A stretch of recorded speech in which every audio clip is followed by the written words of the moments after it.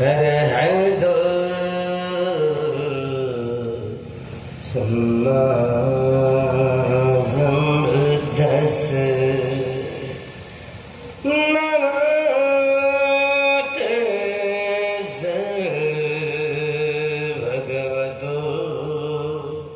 अरहतो सम्मा सम्बुद्धस्स नमो तस्स भगवतो अरहतो सम्मा सम्बुद्धस्स ये च बुद्धायतिता च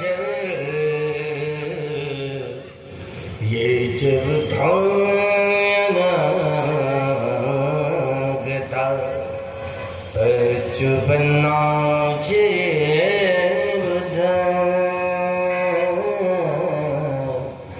अहं वन्दामि सर्वदा ये च धम्मायतिता च ये च धम्मायनागता पच्चुपन्ना च ये धम्मा अहं वन्दामि सर्वदा ये च सङ्घायतिता च ये च सङ्घायनागता पच्चुपन्ना च ये सङ्घा अहं वन्दामि सर्वदा अहं वन्दामि सर्वदा अहं वन्दामि सर्वदा महाकारुणिक तथागत भगवान अर्हत सम्यक संबुद्ध भगवंतांनी सुआख्यात केलेला सुस्पष्ट केलेला जो धारण करण्यायोग्य असा सद्धम्म आणि संघगुणांना धारण करून आपलं अनर्यत्व नष्ट करून आपली अविद्या दूर करून आर्य सत्याचा साक्षात्कार करणारा भगवंतांचा तो आर्य साधक संघ आर्य सत्याचा साक्षात्कार करणारा भगवंतांचा तो आर्य साधक संघ प्रथम या तीनही रत्नांना वंदन करतो, प्रणाम करतो,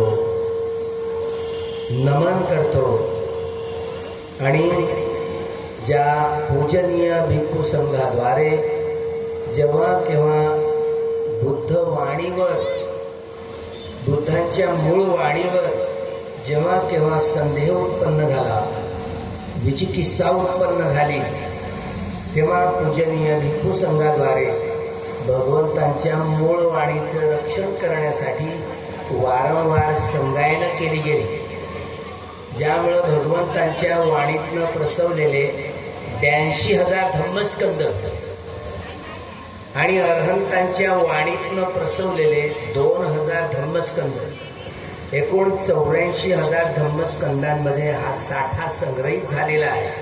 3 पेटारे 3 पिटक सुतक पिटकामध्ये 21,000 धम्मस्कंद आहेत, विनय पिटकामध्ये 21,000 धम्मस्कंद आणि अभिधम्म पिटकामध्ये 42,000 धम्मस्कंद. मागच्या वर्षी म्यानमारला जाऊन आलोय, त्यामुळे त्या त्रिपिटकाच्या घरात जिथे हे एवढे 84,000 धम्मस्कंद अर्थात भगवंतांच्या वाणीतनं प्रसवलेले 82,000 धम्मस्कंद, ज्यामध्ये एकेका धम्मस्कंदांवरती एक एक प्रवचन, भगवंतांचे 82,000 प्रवचन आणि 2,000 जे धम्मस्कंद आहेत ते अरहंतांच्या वाणीतनं प्रसवले. बुद्ध धम्म संघाच्या गुणांची परिपूर्णता सिद्ध करणारे संपूर्णत्व परिपूर्णत्व जगात काही नसतं असं म्हटलं जातं. पण यावर रोख लावली. जे सम्यक समृद्ध होतात, भगवंतांनी ज्या सद्धम्माचा शोध घेतला, सद्धम्म स्थापित केला, सद्धम्म कथन केला. भगवान सिद्धार्थ गौतमांनी जेव्हा बुद्धत्व प्राप्त केलं तेव्हा त्यांनी बौद्ध धर्माची स्थापना केली असं 82,000 धर्मस्कंदात आढळत नाही. तुम्ही मुळात वाचा. पुढे भगवंतांच्या अनुयायांनी आम्ही बुद्धाच्या सद्धम्माचे पालन करणारे लोक आहोत, बुद्धांचे फॉलोअर्स आहोत, अनुयायी आहोत म्हणून बुद्धिस्ट लिहिणं सुरू केलं. बुद्धिस्ट म्हणजे भगवान बुद्धांना मानणारे, त्यांच्या विचारसरणीला मानणारे, म्हणून स्वतःला बौद्ध म्हणू लागले. तर सद्धम्म हा सिद्धार्थ गौतमांनी बुद्धत्व प्राप्त केल्यानंतर त्यांनी बौद्ध धर्माची स्थापना केल्याचं कुठल्याच गाथांमध्ये, कुठल्याच धम्मस्कंदांमध्ये नाही आहे. पुढे भगवंताच्या महापरिनिब्बाणानंतर महायान, ईनयान, तंत्रयान, मंत्रयान, वज्रयान इत्यादी 18 प्रकारचे संप्रदाय उत्पन्न झाले. हे संप्रदाय आहेत. धम्म एकच असतो, तो शुद्ध असतो, परिशुद्ध असतो आणि विशुद्ध असतो. बघा, धम्म या शब्दाची परिभाषा तथागतांनी काय केलेली आहे? धारेती इति धम्म. जो धारण केला जातो त्याला धम्म असं म्हटलं जातं. धम्म म्हणजे नियम. निसर्गाच्या नियमालाच, निसर्गाच्या स्वभावाला धम्म असं म्हटलं जातं. बघा, एक एक शब्द कसा समजावून सांगितलेला आहे. धर्म हा बौद्ध नसतो, हिंदू नसतो, जैन नसतो, शीख नसतो, ईसाई नसतो, मुस्लिम नसतो, ब्राह्मण नसतो, ब्राह्मणेतर नसतो. धम्म एकच असतो. तो शुद्ध असतो, परिशुद्ध असतो आणि विशुद्ध असतो. शुद्धी, परिशुद्धी आणि विशुद्धी ज्यामध्ये साठवलेली असते, ज्यामध्ये ही परिपूर्णता, परिशुद्धता साठवलेलं जे ज्ञान असतं त्याला सम्यक ज्ञान म्हणतात. सम्यक ज्ञान म्हणजे योग्य ज्ञान नव्हे. सम्यक ज्ञान म्हणजे विवेकपूर्ण ज्ञान नव्हे. सम्यक ज्ञान म्हणजे सायंटिफिक ज्ञान नव्हे, वैज्ञानिक ज्ञान नव्हे. हे शब्द लुळे तांगळे आहेत सम्यक ज्ञानाच्या पुढे. हे सम्यक ज्ञानाच्या आधारावर जी बोधी प्राप्त केली जाते, ही बोधी मिथ्या नाही, ती सम्यक आहे. म्हणून संबोधी ज्ञान. महाकारुणिको नातो हितायन सब्ब पाणिनं पुरेत्वा पारमी सब्बा पत्तो संबोधी उत्तम. महाकारुणिक लोकनाथांनी सर्व प्राण्यांच्या हितासुखासाठी ज्या 30 पारमितांचा डोंगर रचलाय, 10 पारमिता, 10 उपपारमिता आणि 10 परमत्त पारमिता, या 30 पारमितांचा डोंगर रचण्यासाठी सिद्धार्थ गौतमाला तापस सुमेधापासून तर ते सिद्धार्थ गौतमापर्यंत 4 असंख्येय 1,00,000 कल्प एवढे जन्म घ्यावे लागले. निसर्गाचे काही नियम ठरलेले असतात. कोणत्या बोधिसत्वाला बुद्धत्व प्राप्त करण्यासाठी त्याच्या 30 पारमितांचा डोंगर रचण्यासाठी 4 असंख्येय 1,00,000 कल्प एवढे जन्म घ्यावे लागतात. कोणत्या बोधिसत्वाला 8 असंख्येय 1,00,000 कल्प एवढे जन्म घ्यावे लागतात. कोणत्या कोणत्या बोधिसत्वाला 12 असंख्येय 1,00,000 कल्प एवढ्या जन्मातनं जीवनातनं वाटचाल करावी जावी लागते. कोणत्या कोणत्या बोधिसत्वाला 16 असंख्येय 1,00,000 कल्प एवढ्या जीवनातनं वाटचाल करत जावी लागते. तेव्हा 10 पारमिता, 10 उपपारमिता आणि 10 परमत्थ पारमिता या 30ही पारमितांचा जेव्हा डोंगर रचतात तेव्हा त्यांच्या अंगावर 32 लक्षणं आणि 80 अणुलक्षणं स्थापित होतात. बुद्धत्व प्राप्त करण्याचे अंकुर प्रत्येकामध्ये आहेत. बुद्धांकुर प्रत्येक व्यक्तीमध्ये आहेत. बुद्धांकुर ते विकसित करण्याचा प्रयत्न केला. डॉक्टर बाबासाहेब आंबेडकरांना आपण बोधिसत्व म्हणतोय, जाणता येत नाही आपल्याला. माझ्या पुढे प्रश्न होता, 10वा वर्षावास बांगलादेशात एका अरहत भिक्षूंबरोबर साधनानंद महास्थवी त्यांचं नाव, 10वा वर्षावास ही छडी त्यांनी मला दिली. त्यांच्याकडून ही माहिती संग्रहित करून घेतली. आपण कव्हरेजच्या बाहेर आहोत, आपलं टावर तेवढं नाही आहे, आपल्याला धम्माच्या अंतर्गत गोष्टी जाणता येत नाही. खरंच डॉक्टर बाबासाहेब आंबेडकर बोधिसत्व मानतो आपण. बोधिसत्व म्हणजे स्वप्रयत्नानं बोधिज्ञानाचा आविष्कार करून, बोधिज्ञान धारण करून स्वयंप्रयत्नाने सम्यक संबोधी प्राप्त करतात. भावी बुद्धत्व प्राप्त करण्याचा संकल्प करतात, त्यांना बोधिसत्व म्हणतात. भावी बुद्ध डॉक्टर बाबासाहेब आंबेडकर हे भावी बुद्ध आहेत, म्हणून त्यांना बोधिसत्व ही काही उपाधी कुठल्या युनिव्हर्सिटीतून नाही दिली. सांगायला होतं ना, 4थ्या काठमांडूच्या त्या सभेमध्ये, जागतिक बौद्ध परिषदेमध्ये हेच ते बोधिसत्व असावेत असे ताशेरे ओढले गेले. तेव्हापासून डॉक्टर बाबासाहेब आंबेडकरांना बोधिसत्व असे म्हणू लागले. आपण मानतो, जाणता येत नाही.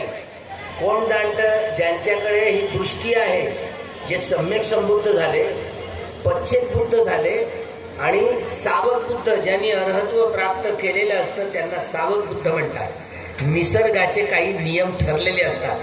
सिद्धार्थ गौतम तापस सुमेधापासून तर ते सिद्धार्थ गौतमापर्यंत 4 असंख्येय 1,00,000 कल्प एवढ्या जन्मात जावं लागलं. तेव्हा त्यांचे 30ही पारमितांचा डोंगर रचल्यावर 32 लक्षणं आणि 80 अणुलक्षणं तेव्हा शरीरावर स्थापित झाले. आणि सिद्धार्थ गौतम या महाबोधिसत्वाच्या जीवनात त्यांनी बुद्धत्व प्राप्त केलं. सिद्धार्थ गौतमाचं लहानपणचं नाव डी कोसंबी, दामोदर धर्मांतर कोसंबी. त्याची समाधी वर्ध्यामध्ये आहे, सेवाग्राम वर्ध्यामध्ये.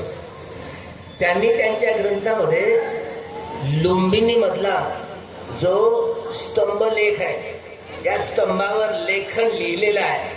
त्यामध्ये सिद्धार्थ गौतमाचं नाव सुकिती सापडतं. सुकिती, किती म्हणजे कीर्ती, ज्याची कीर्ती सुस्पष्ट आहे, सुंदर आहे, परिपूर्ण आहे, परिशुद्ध आहे. सुकिती नाव सापडतं त्या धम्मलिपीच्या अक्षरामध्ये. लहानपणचं नाव त्याचं सुकिती आढळते. अरे हा राजकुमार आहे, आपला डमा गोमा गबल्यासारखा वागत होता. उन्हाळ्याचे, हिवाळ्याचे, पावसाळ्याचे रंगमहाल होते, त्यात मोठ्या मोठ्या सुंदरे ठेवलेल्या, पण याचं मन काय रमेना तिथे. अरे राजकुमाराने राज्य करायला हवं ना.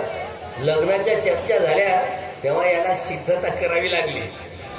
पंढरपूरला जाताना मोठं रिंगण चालतं ना, देवानी रिंगण घोड्यात.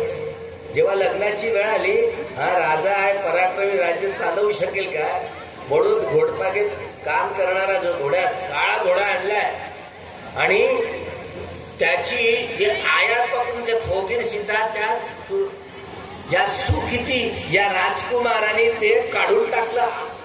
जे खोगीर असतं ना तेही काढून टाकलं आणि उडी मारून आयात पकडली. आयात पकडून दोन्ही पायावर उभा झाला घोडा. घोडपागेत तो काम करणार झालं म्हणजे आज थंडगार काय झालं मरणार म्हणते. पण एवढा पराक्रमी तेव्हा सिद्धता केली त्यांनी राज्य चालवण्याची, म्हणून त्याला सिद्धार्थ असे संबोधू लागले. आणि हे सिद्धार्थ पुढे या महाबोधिसत्वात 32 लक्षणं आणि 80 अनुव्यंजन घेऊन आले. आणि सिद्धार्थ गौतमाने बुद्धत्व प्राप्त केले. यासाठी 4 असंख्येय 1 लाख कल्प. हे असं कसं होऊ शकते का? निसर्गाचे काही नियम ठरलेले असतात. त्यामुळे सिद्धार्थ गौतमाने बुद्धत्व प्राप्त केल्यानंतर त्यांनी बौद्ध धर्माची स्थापना केली. असं तुम्ही एका बाजूला आणि मी एका बाजूला, मी नाही हारणार. मेरी मुर्गी की एक ही टांग आहे, पण मी हारणार नाही. कारण मूळ लिपी, मूळ भगवान बुद्धांनी प्रस्तुत केलेले जे 84,000-82,000 धम्मस्कंद आहे, त्यामध्ये आपल्याला हा पुरावाच मिळत नाही की सिद्धार्थ गौतमाने बौद्ध धर्माची धम्म एकच असतो. तो शुद्ध असतो, परिशुद्ध असतो, विशुद्ध असतो. धर्म हिंदू नसतो, बौद्ध नसतो, जैन नसतो, शीख नसतो, ईसाई नसतो, मुस्लिम नसतो, जैन ब्राह्मण नसतो, ब्राह्मणेतर नसतो. धर्म शुद्ध असतो, शुद्ध असतो, परिशुद्ध असतो, सत्य असतो. सगळे लोक सत्याची कास धरतात ना, म्हणून याला सद्धम्म असं म्हटलं जातं. धारे ती इति धम्मा, जो धारण केला जातो त्याला धम्म म्हणतात. निसर्गाचा स्वभाव, निसर्गाचा नियम, निसर्गाचं तत्व काय आहे? हे सिद्धार्थ गौतमाने बुद्धत्व प्राप्त केल्यानंतर उपादवय धम्मिनो अनिच्चावत संखारा उपादवय धम्मिनो. हे जे काही उत्पन्न होतं, जे उत्पन्न होतं ते नाश पावणार. जे संस्कार उत्पन्न होतात ते नाश पावणारे असतात. हा निसर्गाचा नियम आहे, निसर्गाचा स्वभाव आहे. यालाच धम्म, पाली भाषेमध्ये धम्म म्हणतात. प्रकृतीच्या निसर्गाच्या नियमाला धम्म असं म्हणतात. अग्नीचा धर्म, अग्नीचा स्वभाव, अग्नीचा नियम काय आहे? जळणं आणि जाळणं. बर्फाचा नियम काय? थंड करणं आणि थंड होणं, थंड करणं. बर्फासारखा दिसत असेल, थंड करत नसेल, थंड होत नसेल, त्याला बर्फ म्हणता येईल का? अग्नीसारखी दिसत असेल, ती जळत नसेल, जाळत नसेल, तिला अग्नी म्हणता येत का? नाही. म्हणून या प्रकृतीमध्ये, या निसर्गामध्ये आपल्याला एकच सूर्य दिसतो. तथागतांना 1 लाख करोड सूर्यमाना दिसल्या. त्यांचे बुद्धत्व चक्षु, त्यांचं सर्च करण्याची कोणती दृष्टी असेल, सर्वसाधारण नाही आहे. त्यामुळं सर्वसाधारण व्यक्ती आणि महापुरुषांमध्ये हा मूलभूत फरक असतो. केवळ आणि केवळ सम्यक संबोधी प्राप्त करणारे महापुरुष, त्यांनाच या सद्धम्माचं अनुसंधान करता येतं. दुसऱ्या व्यक्तीच्या हातोटीचं हे कामच नव्हे. केवळ आणि केवळ धम्म या संस्थेचं अनुसंधान. धारेती धम्म या शब्दाची व्याख्या केवळ सम्यक संबोधी प्राप्त करणाऱ्या महापुरुषांनाच करता येते. या धम्म या शब्दाचा वेगळ्या भाषांमध्ये धर्म असतो. धारेती धम्मा, म्हणून धम्म एकच असतो, तो सत्य असतो. सत्य काय भानगड आहे? हे अडीच अक्षराचं जे रहस्य असतं ना, संत कबीरांच्या भाषेमधलं, स अर्धा त त्याला य, सत्याचं अनुसंधान. काय असतं सत्य? आपण आधुनिक विज्ञानामध्ये राहतो, विज्ञान युगामध्ये राहतो. सत्याचं अनुसंधान करण्यासाठी वैज्ञानिकांनी वेगवेगळी उपकरणं संशोधित केलेली आहे. E = mc². ही एवढी मोठी ऊर्जा आहे. अल्बर्ट आईन्स्टाईन या सापेक्षवादाच्या सिद्धांतामध्ये त्याला अणू दिसला. अणू दिसला. युरेनियम धातूपासून या अणुबॉम्बनी नागासाकी आणि हिरोशिमा किती जळून गेली, किती उद्ध्वस्त झाला. हा अणु हे भौतिक जगाचं अंतिम सत्य आहे. वैज्ञानिकांनी वेगवेगळी जी उपकरणं केली, अनुसंधान केलं, या सत्यावर पोहोचले. 1968 पर्यंत साऱ्या जगाचा हात समज होता. पण 1968 साली अल्बर्ट लुईस हे तत्ववेत्ते आले. अल्बर्ट लुईस हे तत्ववेत्ते, या तत्ववेत्त्यांनी या अणूचे तुकडे तुकडे केले. न्यूट्रॉन, प्रोटॉन आणि इलेक्ट्रॉन हे परमाणू या भौतिक जगाचं अंतिम सत्य आहे. सारं जग मानतं. बबल चेंबर नावाचं हे उपकरण त्यांनी अनुसंधान केलं. त्या अनुसंधानामध्ये 1 सेकंदामध्ये 1 या आकड्यावर 22 शून्य द्यायची. एवढ्या वेगानं ही प्रकृती उत्पन्न होऊन नष्ट होते. हे गणित सोडवलं. 1 सेकंदामध्ये 1 या आकड्यावर 22 शून्य द्यायची. जेवढ्या वेगात हा निसर्ग उत्पन्न होऊन नष्ट होतो. तरंगही तरंग आहे. परमाणू ह्या अणूचा 36वा भाग आहे. लक्षात ठेवा, ते अंतिम सत्य होऊ शकत नाही. तुम्ही वैज्ञानिक दृष्टिकोन हा वैज्ञानिक दृष्टिकोन बदलत असतो. जसं जसं नवीन नवी उपकरण येत असतात तसं तसं नवं संशोधन येत असतं.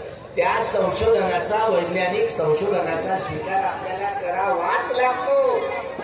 1968 पर्यंत भौतिक जगाचं अंतिम सत्य अणू आहे असं समज होती. आज मात्र परमाणू आहे असं ना. आता तुम्ही स्वीकार करा, मी कसा करणार आहे? भगवान बुद्धांचा आउटलुक बघा, दृष्टिकोन बघा. त्यांनी विपश्यना या कम्मठानाच्या आधारावर हे ज्ञानचक्षु, हे समंत चक्षु, हे दिव्य चक्षु, बुद्ध चक्षु, ही विपश्यना या कम्मठानाच्या आधारावर जे सर्च केलं ना, 10,000 सूर्यमाला, त्या 10,000 सूर्यमालांमध्ये 31 प्रकारची काया धारण करणारे प्राणी असतात. मनुष्य वा मनुष्य तर हे तथागतांना अनुसंधान करता आलं. वैज्ञानिक इथपर्यंत कुठलेही पोहोचलेले नाही. भगवंत हे भौतिक जगाचं अंतिम सत्य म्हणजे अठ्ठकलाप होय. भगवंतांनी हा शब्द रचलेला आहे बघा, अठ्ठकलाप. अठ्ठकलाप म्हणजे काय? अग्नी, वायू, जल आणि पृथ्वी धातू आणि त्यांची 4 गुण या 8ही कलापांनी मिळून बनलेला सूक्ष्माती सूक्ष्म कण, की ज्याचं संश्लेषण, विश्लेषण, विघटन आणि विभाजन करताच येणार नाही. याला अठ्ठकलाप, भौतिक जगाचं अंतिम सत्य अठ्ठकलाप आहे. हा दृष्टिकोन भगवान बुद्धांचा दृष्टिकोन आहे. संबोधी ज्ञान हे सम्यक ज्ञानाच्या आकलनातून ही सिद्धता त्यांना जी करता आली. संबोधित ज्ञानाचा दृष्टिकोन तुम्हाला अजूनही आत्मसात करता आलेला नाही. व्यवहारात हे सगळं प्रकृतीचं ऑपरेशन तथागतांनी केलं तरी ते सांगत बसले नाही. हे सूर्य कसा आहे, चंद्र कसे आहेत, तारे कसे आहेत, जे मुख्य मुख्य गोष्टी ज्या माणसाच्या कल्याणाच्या आहेत. अरे सगळे माणसं दुःखी आहेत आणि कुणालाही दुःखात राहावंसं वाटत नाही. प्रत्येकाला कुणालाच, कुठले ते हिंदू असो, बौद्ध असो, जैन असो, शीख असो, यहुदी असो, इसाई असो, मुस्लिम असो, ब्राह्मण असो की ब्राह्मणच असो, काळे असो की गोरे असो, या देशातले की त्या देशातले, या वंशाचे की त्या वंशाचे, काही फरक नाही. आपण सगळी माणसं आहोत आणि माणसांना हे सगळे दुःखी आहेत. कुणाला कोणतं दुःख, कुणाला कोणतं दुःख, कुणालाही वाटत नाही की मला दुःखात राहावंसं म्हणून. प्रत्येकाला वाटतं की मला दुःखातून सुटका पाहिजे. कुठल्याही प्रकारचं दुःख असो, शारीरिक असो की मानसिक असो, कुणाला नाही वाटत. सगळ्या प्रकारच्या दुःखातून सुटका करून अंततः निर्वाणाचा, मुक्तीचा साक्षात्कार कसा करता येईल, हे लोकीय सौंदर्य. बघा, हे शब्द नका, सौंदर्य शास्त्राविषयीच्या खूप गप्पा भाषाशास्त्रज्ञ करतायत, साहित्यिक लोक करतात. भगवान बुद्धांचा हा दृष्टिकोन बघा, हा दृष्टिकोन, ज्याला संबोधित ज्ञानाचा दृष्टिकोन तुम्हाला आत्मसात करता आला नाही. अशी ते पिते, खाईते, साईते संपजानकारी होती. चालताना, बसताना, उठताना जी काही कर्म करत आहोत, काया वाचा मनानं हे कसे करायचे? सती संपजन्य न रेंचती, एक क्षणही असला बेहोश सुटला जाता कामा नये. अवेअरनेस, अलर्ट, सजग. यासाठी विपश्यना या कम्मठाणाचा तुम्हाला खोलीत जाऊन अभ्यास करावा लागेल. तेव्हा हे सूत्र समजेल तुम्हाला. नाहीतर नाही. तुम्ही MA PhD MSc PhD IAS IPS झाले ना तरी तुम्हाला यातला उलगडा अनुसंधान करता येणार नाही. नाही समजणार. तुम्ही वैज्ञानिक दृष्टीचा स्वीकार कराल. वैज्ञानिक दृष्टी ही बदलणारी आहे. हे लोकीय क्षेत्रातली आहे. लोकोत्तर क्षेत्रापर्यंत पोहोच नाही होत. अजून मनाला पाहणारं कुठलंही उपकरण वैज्ञानिकांना अनुसंधान करता आले नाही. लक्षात ठेवा. सूर्य आपण म्हणतो ना तप्त वायूचा गोळा. पाहतोय ना, पाहता येतं की नाही वायूंना? ज्याला तप्त वायूचा गोळा म्हणतो सूर्य, भगवंतांनी याचं शल्य सांगितलंय पण त्यात रमण करायचं नाही. ज्या गोष्टी आहेत, मनुष्य समाज दुःखी आहे आणि या दुःखातून कशी त्याची सुटका करता येईल, भौतिक जीवन कसं सजवता येईल आणि आध्यात्मिक जीवन कसं. अध्यात्माचा शोध म्हणजे ईश्वर, परमेश्वर, आत्मा, परमात्माचा शोध नव्हे. लक्षात ठेवा. अचट्टंग वा बहिद्धावा आदी शब्द आहेत. हे शरीरातलं आतलं वा बाहेरचं सगळं रहस्य नामरूपाचं. साधू संतांनी पहा ना, नाम आणि रूप, नाम आणि रूप. संत साहित्यावर त्रिपिटक हे बोधी ज्ञान आहे, संबोधी ज्ञान आहे. या ज्ञानाचा सगळ्या संप्रदायावर प्रभाव. यहुदींचा जो अवेस्ता ग्रंथ पहा, त्यामध्ये फास अफास हे संदर्भ आले आहेत. अनापातचा अभ्यास असा ते भगवद्गीता असो की ऋग्वेद असो की यजुर्वेद असो की अथर्ववेद असो, या सगळ्या ग्रंथामध्ये मनुस्मृती असो, ज्या ज्ञानाच्या गोष्टी आहेत या त्रिपिटकातून तिकडे वाहत वाहत गेल्या. विलय पेटाऱ्यातून तिकडे वाहत वाहत गेल्या. ज्ञानाच्या गोष्टी केवळ सम्यक संबुद्धत्व प्राप्त करणाऱ्या महापुरुषांनाच हा उलगडा करता येतो. सम्यक संबुद्ध म्हणतो. संपूर्ण ज्ञानी असा एकही विषय नाही की ज्या विषयाचं ज्ञान त्यांना नसेल. सम्यक संबुद्ध आहे. भूतकाळ, वर्तमान काळ आणि भविष्यकाळ हे सम्यक संबोधित ज्ञानाची दृष्टी बुद्ध चक्षुंमधून त्यांनी जर ठरवलं, एका चित्त क्षणामध्ये ते कुठेही जाऊ शकत असत. तुम्ही हे स्कॅन नाही केलं ना चित्ताला, बामलं कशा हाताच्या रेषा पाहतात आणि तुमचं भविष्य सांगतात. आमचा अंदाज तुमचं भविष्य सगळं खोटं असतं. त्यामुळे हे मोठे मोठे सायकेट्रिक चंद्रशेखर मेश्रामांच्या डॉक्टरांकडनं जे पेशंट आहे कधी कधी माझ्याकडे येतात. कशासाठी? मी काय दवाखाना टाकू? हे शरीरही कसं शुद्ध होतं आणि मनही कसं शुद्ध होतं बघा. हे त्रिपिटकात सांगताना अभिधम्मामध्ये तथागतांचं शरीरही कसं शुद्ध झालं आणि मनही कसं शुद्ध झालं. तर शरीरात सम्यक संबोधी प्राप्त केल्यानंतर डोळ्याचा मळ असो, कानाचा मळ असो, नाकातला मळ असो, इव्हन लघवी असो की विष्ठा असो, त्यांच्या विष्ठेचा वा लघवीचा हे न होल आहेत ना, यातनं जी घाण निघते. तथागतांनी सम्यक संबुद्धत्व प्राप्त केलं, एखाद्या अर्हत भिक्षूंनी अर्हत्व प्राप्त केलं, त्यांच्या या अंगाचे घाण या गंदगीची, हा गंदगीची दुर्गंध सुटत नाही, सुगंध असतो. हा मूलभूत फरक असतो. लक्षात ठेवा. ज्यांनी मुक्तीची अवस्था परिपूर्ण प्राप्त केलेली आहे, आपल्याला वाटते असं कसं होऊ शकतं, असं कसं. म्हणून संबोधी ज्ञानाची दृष्टी